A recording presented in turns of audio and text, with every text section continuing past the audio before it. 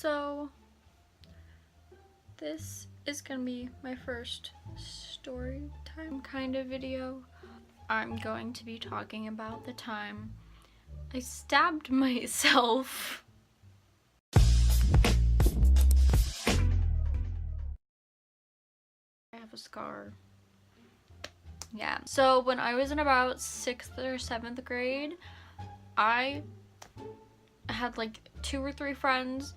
It was me, these 2 guys. One of them brought their little cousin along, and we were all hanging out.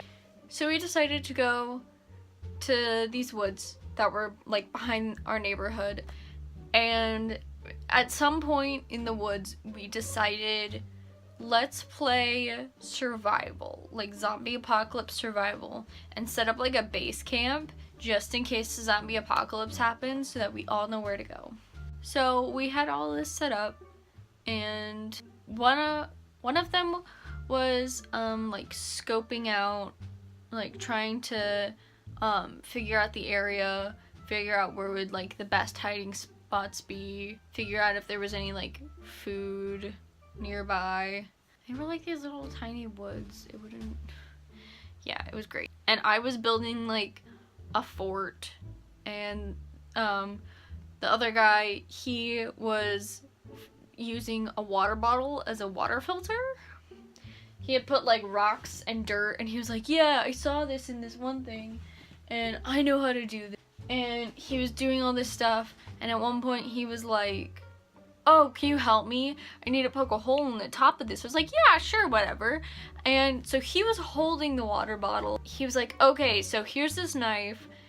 It was like some hunting knife or something. Stabbed the top of the bottle. And I was like, okay, this sounds like a great idea. We should definitely do it. It was not a great idea, and we should have not have definitely done it. He handed me the knife, and I had my hand also on top of the bottle, and I went to go like this, and I went to stab at the top, and I stabbed it into my hand, and I actually stabbed it so it was like inside my hand. It was so deep that I could stick my finger inside my hand. I blacked out, but what I remember before I blacked out was I just went, oh, I'm bleeding. And then I like blacked out, and I don't know what happened. So I just remember blacking out. I don't really remember what happened. So I just remember coming back to consciousness, and they had like propped me up against this like little tiny tree in one of their backyards, and they were like freaking out, and they were like, oh my god, we can't bring a girl into the house, like my mom doesn't allow girls inside the house and she'll get blood all over the carpet. And they didn't know what to do, so they were all like screaming and, oh my god, what did we do, what is this, and like, what are we supposed to do about this? And one of them went inside, grabbed a first aid kit, and they brought out just like this big bottle of peroxide and a bunch of band-aids. And what they did, he dumped pretty much half the bottle of peroxide on my hand, and I was like, I screamed. I just remember I screamed because it hurt so much. And I was so out of it, and I was like touching one of their faces. I was just like poking it. I was like, ha, your face is squishy. That's like all I remember. I remember like the peroxide, being under a tree, them freaking out because they couldn't bring me inside, and like poking one of their faces. Later they told me that between the time that I like blacked out and the time that they got me under this tree, it was like in and out of consciousness because of how much blood I lost.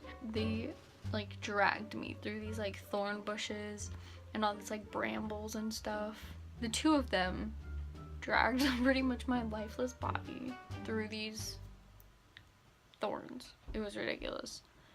And they like somehow propped me up against a tree, and then I came to.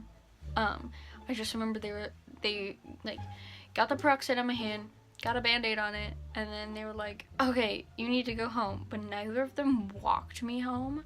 They made me walk home by myself, because that was like their like 12-year-old, 13-year-old mindset was like, okay, just send her home. She knows her way to get home, right?